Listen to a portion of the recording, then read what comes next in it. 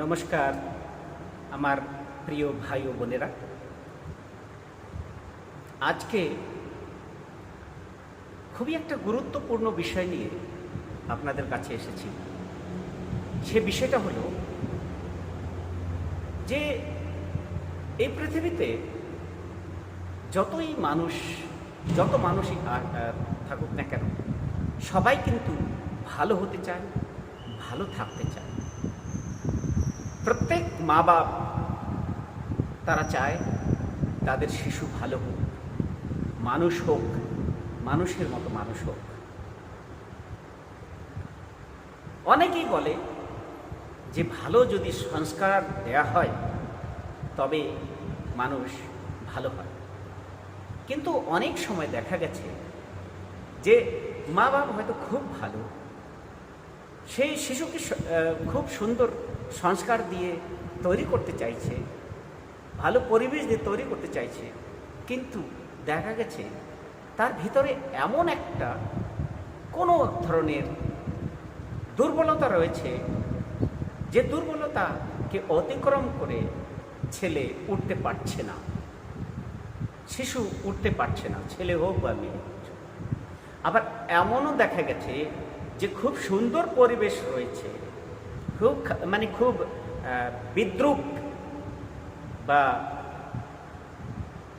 প্রতিকূল প্রতিবেশ থাকা সত্ত্বেও কিছু কিছু শিশু, কিছু কিছু মানুষ নিজেকে তার ভেতরে পরিস্ফুটিত করে তোলে, নিজেকে ব্যক্ত করে ফেলে।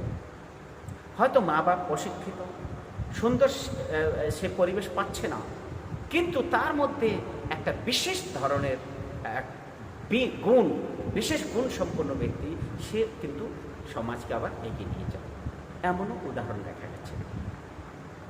এই যে মানুষের ভালো হতে চাওয়া, আর চাওয়া সত্ত্বেও ভালো না হতে পারা, এর পিছনে কি কারণ?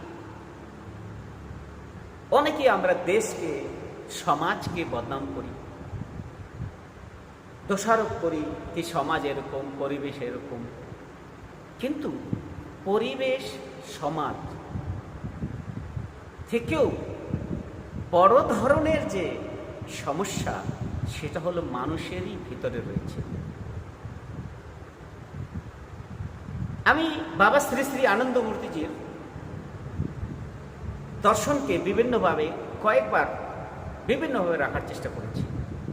আজকেও সেই জিনিসটাকেই আপনাদেরকে দৃষ্টি আকর্ষণ করছি, সেই বিষয়ের উপরে। সেটা কি? যে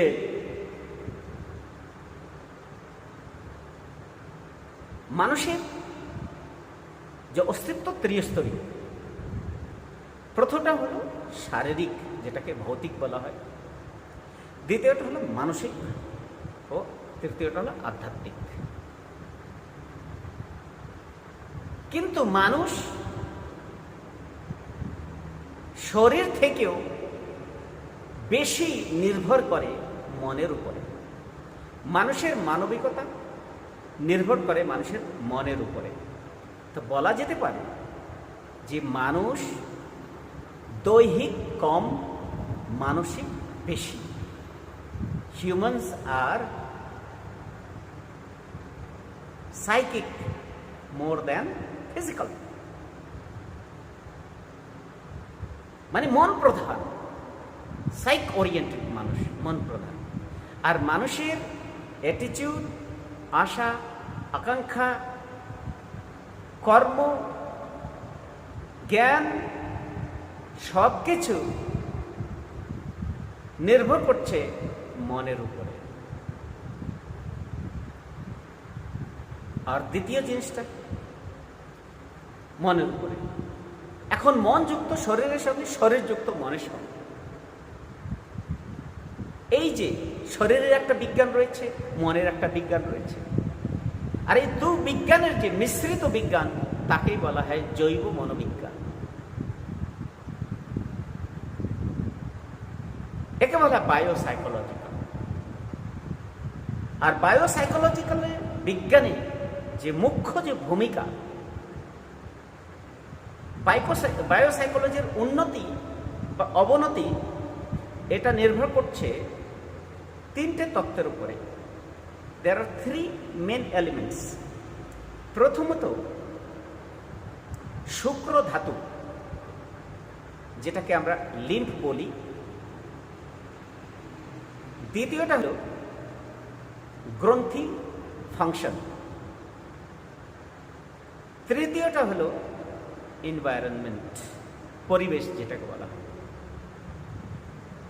তিনটা যদি সুন্দর হয় তখন মানুষ নিজের বায়োসাইকোলজিক্যাল ডিফেক্টসগুলোকে দূর করতে পারে। আর সেই ডিফেক্টসগুলো দূর করে মানুষ অতি মানুষ হতে পারে, দার্শনিক হতে পারে, বিজ্ঞানী হতে পারে, উন্নত সেই আধ্যাত্ম শক্তি সম্পন্ন ব্যক্তিও হতে পারে। কিন্তু তার উন্নত হওয়া, তার উন্নতি, তার প্রগতি নির্ভর করছে তিনটি তত্ত্বের উপরে। প্রথমটা হলো লিম্ফ, যেটাকে আমি শুক্র বলি। এই লিম্ফটা কি? এই লিম্ফ সম্পর্কে অনেক চর্চা করেছি, কিন্তু আজকে আরো ডিটেল আমি চর্চা করব লিম্ফ নিয়ে। লিম্ফটা হলো যাকে বাংলাতে বা সংস্কৃতে বলা হয় শুক্র, কিন্তু অনেকে শুক্রকে ভাবে যে বীর্য। শুক্র আর বীর্য এক জিনিস নয়। শুক্রকে বলা হয় লিম্ফ, আর বীর্যকে বলা হয় সিমেন। আবার সিমেনের মধ্যে দুটো, একটা হলো শুক্র কীট আর দুটো শুক্র তরল, দুটো রয়েছে। মানে seminal fluid and sperm and lymph, এই তিনটা স্তর হয়। এই লিম্ফটা কি? যখন আমরা কোনো খাদ্য খাই, শুধু আমরা নয়, এখানে মানুষের কথা বলা হচ্ছে না, সম্পূর্ণ জীবজগৎ যখন খাবার খায়, পশু জগৎ, মানুষ জগৎ, খাবার খাওয়ার পরে সেটা সপ্ত ধাতুতে কনভার্ট হয়। প্রথমটা কি? রস, রক্ত, মাংস, তারপর অস্থি, তারপর যেটা বলে মেরুরজ্জু, মেরুরজ্জু, আর সপ্ত ধাতু সেটাকে বলা হয় লিম্ফ।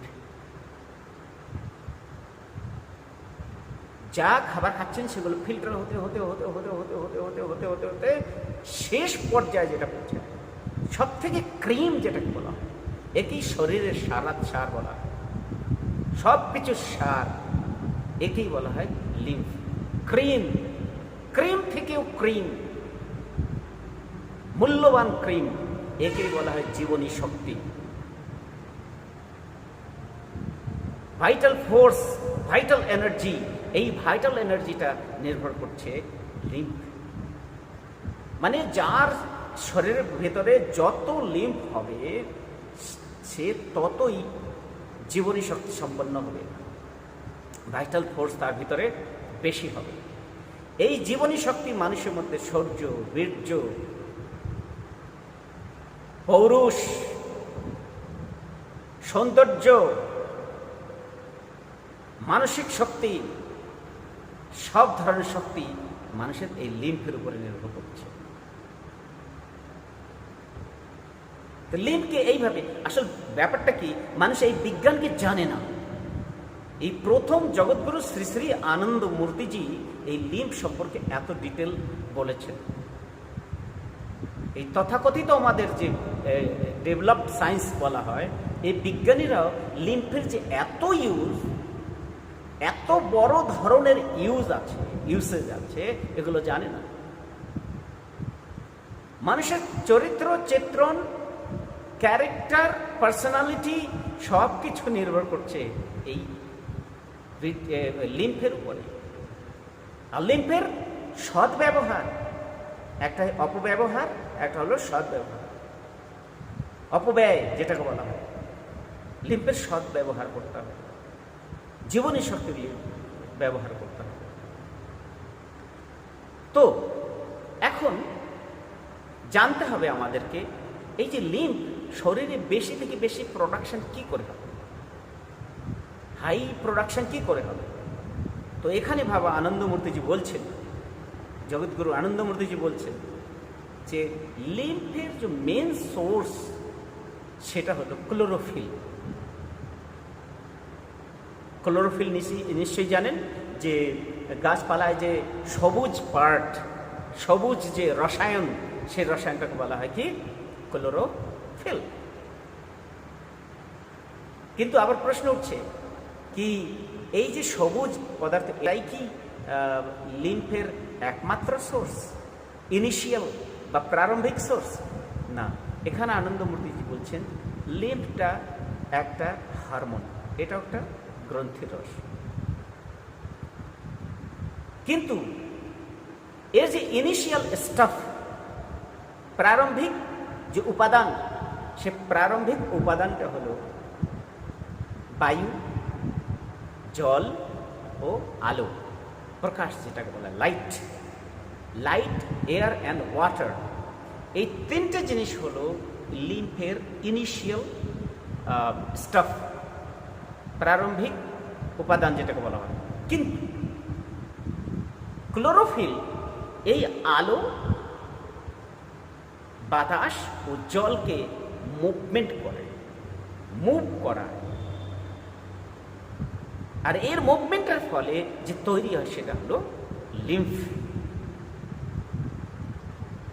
তিনটাই জরুরি, জল, হাওয়া, প্রকাশ ও ক্লোরোফিল।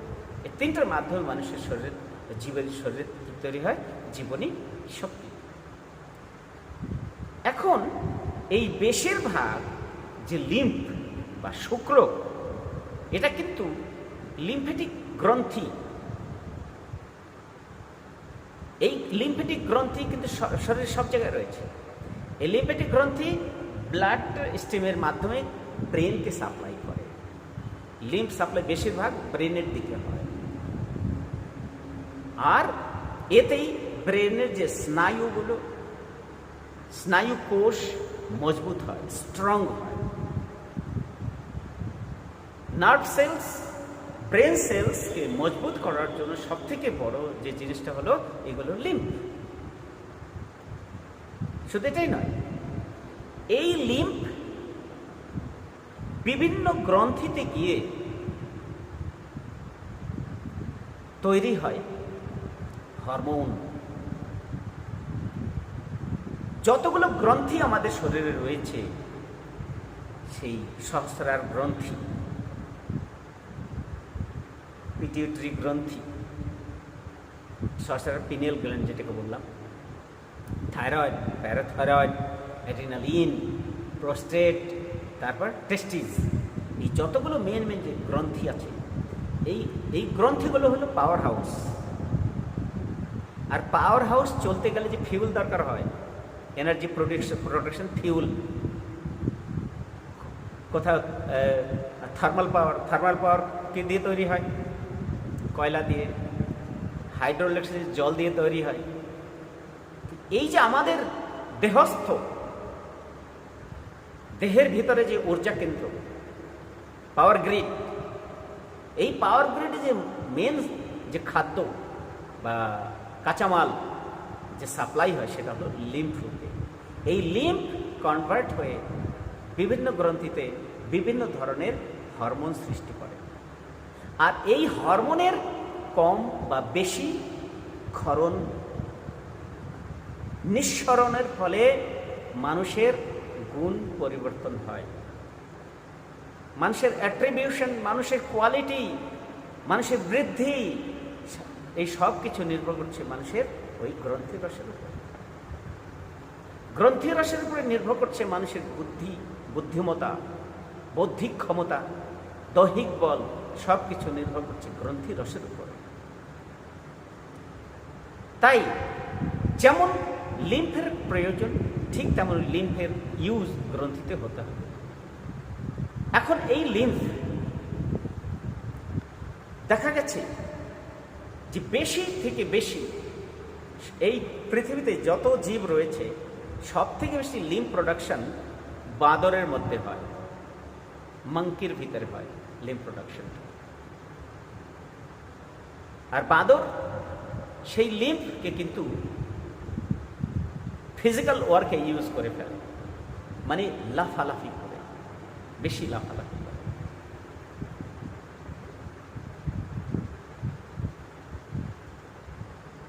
এই বাঁদর খুব লাফালাফি করে, কেননা এই লিম্ফ রয়েছে, খুব ভাইটাল এনার্জি রয়েছে, কেন এটা লিম্ফ। কিন্তু আপনি কি দেখেছেন যে যতক্ষণ হরিণ কিন্তু খুব দৌড়াদৌড়ি করে, কিন্তু তার দুধ খুব কম হয়, কারণ তার যে শরীরের লিম্ফ বেশিরভাগ দৌড়াদৌড়িতে ইউজ হয়ে যায়, তাই দুধ খুব কম হয়। গাই তার বেশিরভাগ যে লিম্ফ ইউজ হয় কিসে? দুধ প্রোডাকশন। তাই যতক্ষণ পর্যন্ত গাইয়ের বাচ্চা না হচ্ছে ততক্ষণ পর্যন্ত গাই দৌড়াদৌড়ি করে, কিন্তু একবার দুধ শুরু হয়ে গেলে, দেওয়া শুরু হয়ে গেলে আর দৌড়াদৌড়ি করতে পারে না, শিথিল হয়ে যায়। লিম্ফের বেশি প্রোডাকশন দুধে হয়ে যাচ্ছে। ঠিক তেমনই একই ধরনের লক্ষণ মানুষের মধ্যে দেখা যায়।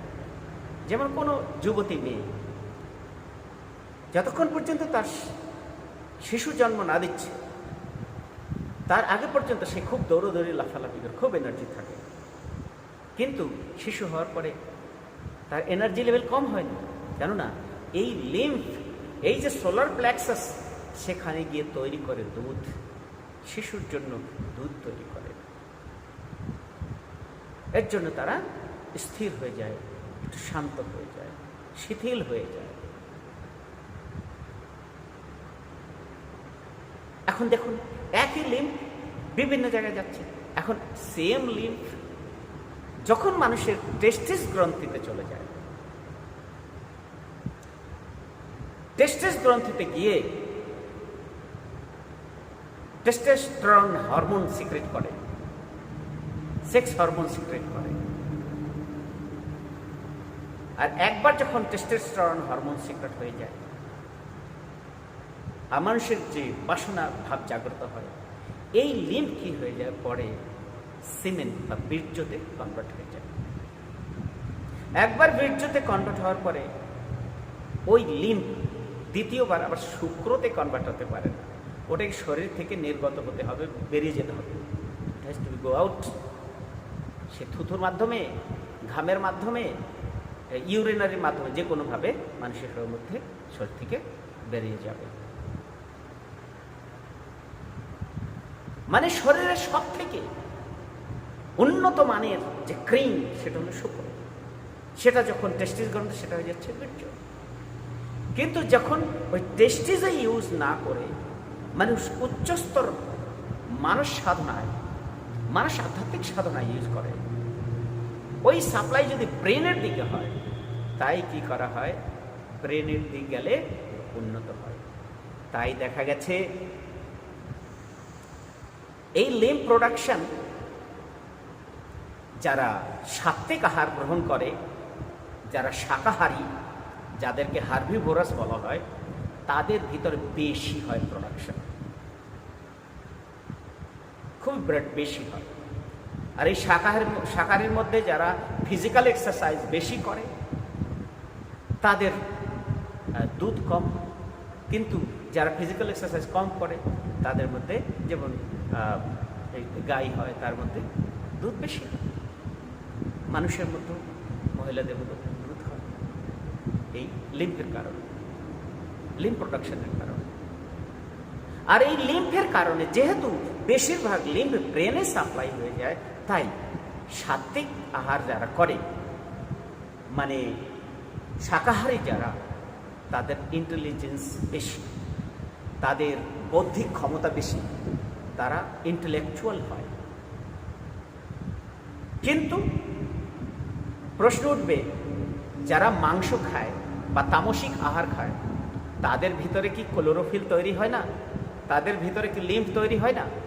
হ্যাঁ, তাদের ভিতরে লিম্ফ তৈরি হয়,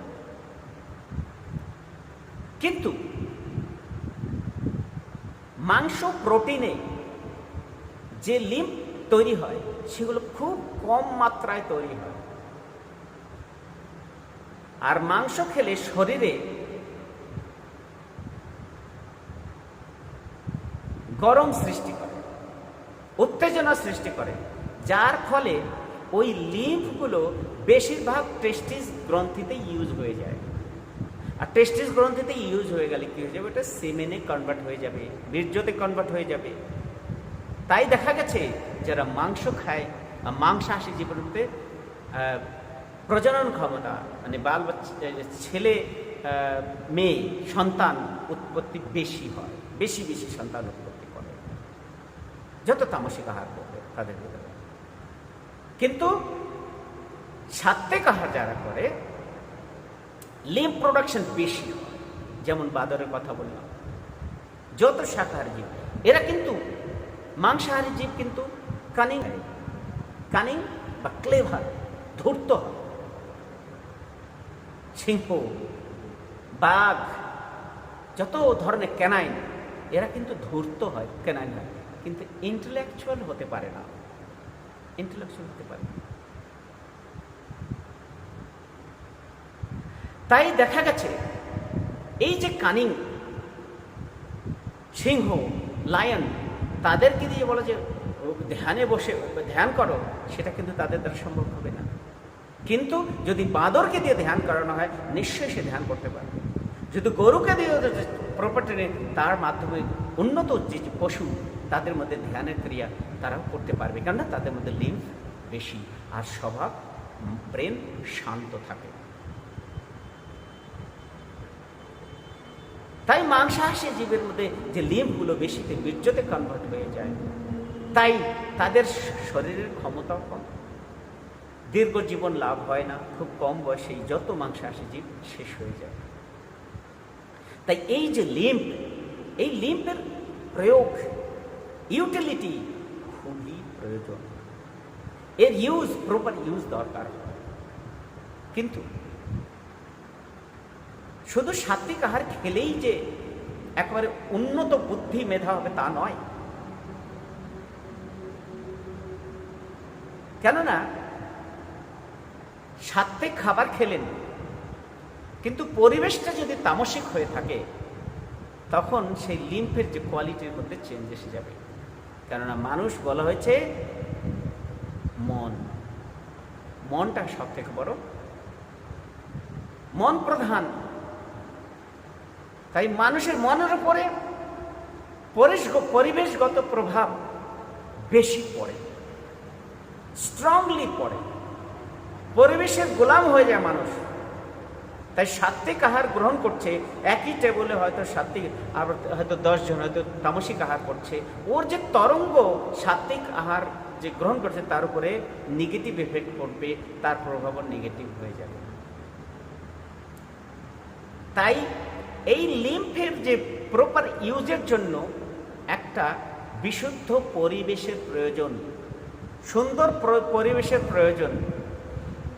যেমন আপনারা খেয়াল করবেন, যখন ঘরে থাকেন মোটামুটি ঠিক থাকেন, কিন্তু একবার যদি খুব যেখানে ঘন জনসংখ্যা, যে বসতি বা যেখানে বিজি কমার্শিয়াল প্লেস, ঘুরে আসুন, 1-2 ঘন্টার পর ঘুরে আসার পর মানে কি আর শরীরে এনার্জি নেই, শক্তি পাওয়া যাচ্ছে না। কারণ এই যে বিজি কমার্শিয়াল পরিবেশ, সেটা হলো তামসিক পরিবেশ। সিনেমাঘর তামসিক পরিবেশ। ব্যাড বুক বলতে নোংরা বই, এতে নোংরা জিনিস লেখা, নোংরা জিনিস দেখে মানে নেগেটিভ হয়, নোংরা গান, এই সব হলো নেগেটিভ পরিবেশ। তাই শিশুর উন্নতি ও কল্যাণের জন্য একটা বিশুদ্ধ পরিবেশ দরকার হয়। শুধু শাকাহারী হলেই হবে না, শাকাহারীর সঙ্গে সঙ্গে একটা সুন্দর পরিবেশ তৈরি দরকার। আর যখন সুন্দর পরিবেশ তৈরি হবে, তখনই কি হবে, এই যে লিম্ফের যে ইউজ, প্রপার ইউজ হবে। এই যে শুক্র, তার ইউজ হবে উচ্চ মানসিক সাধনায়, উচ্চ আধ্যাত্মিক সাধনায় ইউজ হবে।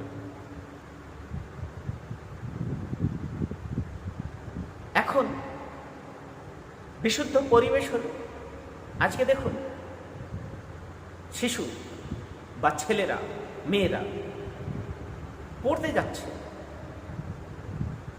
সেই স্কুলটাও কি বিশুদ্ধ পরিবেশ রয়েছে?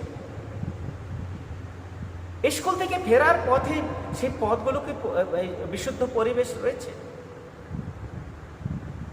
নিউজ, ম্যাগাজিন, টিভি, রেডিও এগুলো সব নেগেটিভিটিতে ভর্তি। তাই মানুষ ভালো চেয়েও ভালো হতে পারছে না।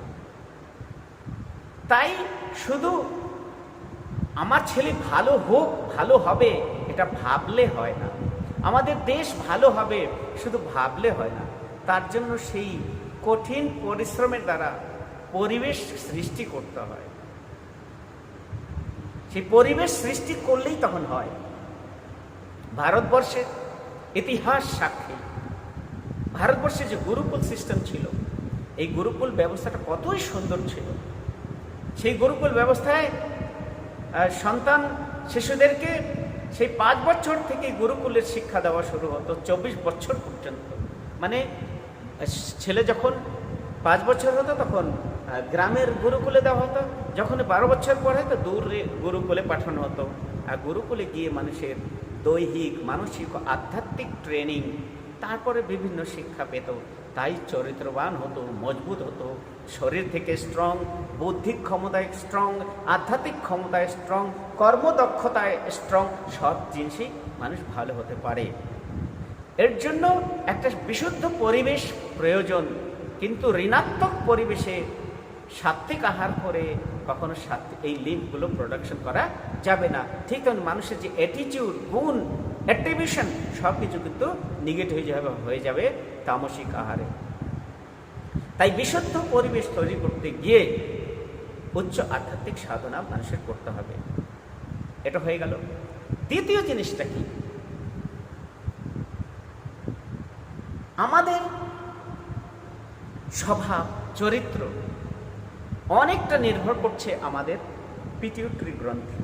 পিটিউটরি ত্রিকুটি আজ্ঞাচক্র, এটা বলে পিটিউটরি প্লেক্সাস, এটা বলে লিউনার প্লেক্সাস। আপনারা জানেন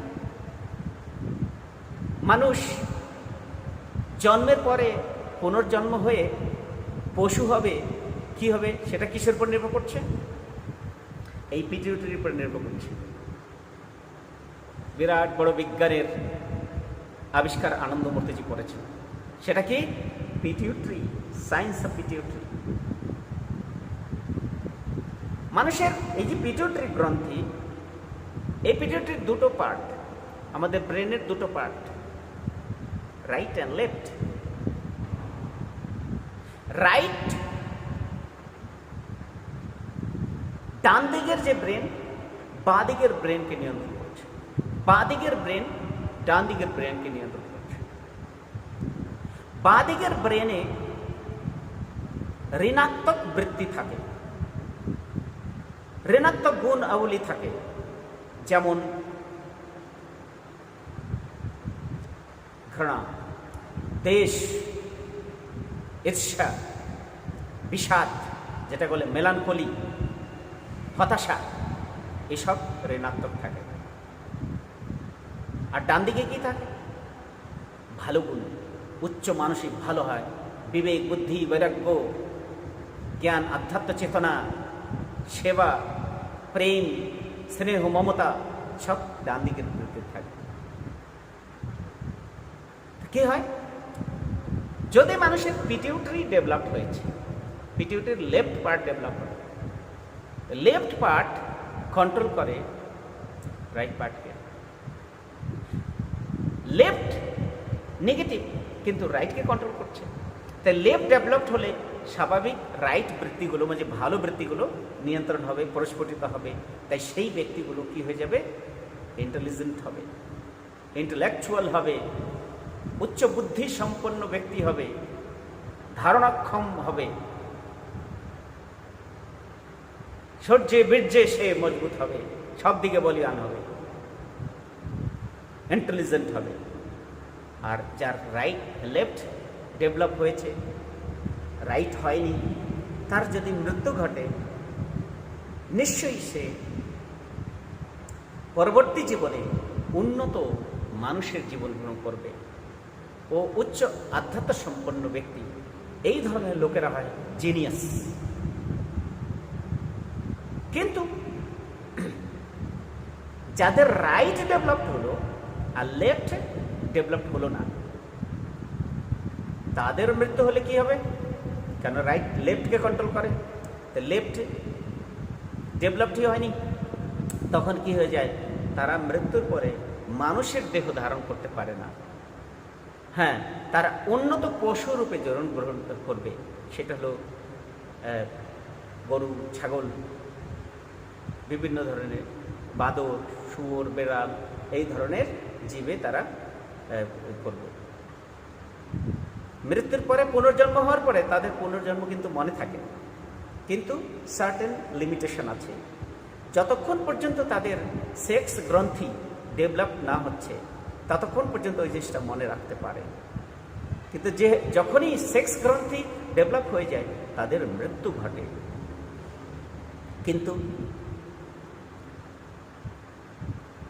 এটা পশুর কথা বলছি, কিন্তু মানুষের ঠিক তেমনই হয়। 10 থেকে 12 বছর পর্যন্ত অনেক শিশু আছে, তারা পুনর্জন্মকে মনে করে রাখতে পারে, কিন্তু সেক্স গ্রন্থি ডেভেলপ হওয়ার পরে মৃত্যু ঘটে 13-14তে। এরপরেও যারা কেউ যদি বেঁচে থাকে, তারাই হয় জিনিয়াস, তারাই হয় ব্রিলিয়ান্ট, তারাই কিন্তু হয়ে যায় উন্নত মানের জীব। তারাই হয়তো ধর্ম সংগঠনের মিশনারি হিসেবে কাজ করে, দার্শনিক হয়, বিজ্ঞানী হয়, এসব হয় পুনর্জন্ম বাঁচার পরে।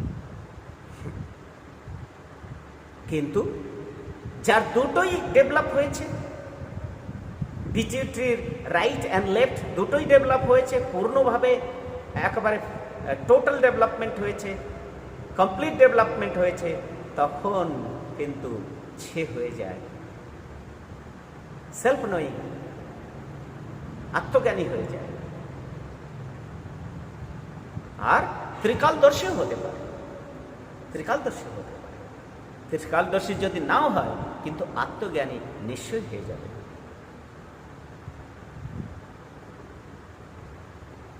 বলা হয় না ভগবান শিবের ত্রিনেত্র খুলে গেছিল।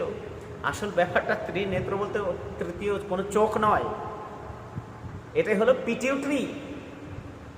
এই যে পিটিউটারি গ্রন্থি, এটা যখন মানুষের উন্নত হয়ে যায়, দুপক্ষ লেফট রাইট দুটো যখন উন্নত হয়, তখনই মানুষ কিন্তু সেই ত্রিকাল অজ্ঞতা অর্জন করে, সব কিছু দেখতে পারে, আত্মজ্ঞান লাভ করে। আর এটা তখনই হয় যখন মানুষ উচ্চ সাধনা করে, মানুষ আধ্যাত্মিক সাধনায় উন্নতি হয়। কখন হবে? সাধনার মাধ্যমে মানুষ এই পিটিউটারিকে ডেভেলপ করবে, পিটিউটারি ডেভেলপ করে পিনিয়ালে নিয়ে যাবে।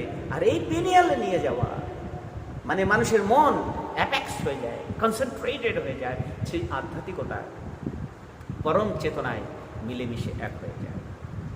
হয়তো সে নিজেকে পরম চেতনায় বিলীন করে দেয়, নিজের আমিত্বকে, নয়তো যে পরম চেতনা সে মিলেমিশে এক হয়ে যায়, আমার আমিত্ব তোমাতে বিলীন হয়ে যায়।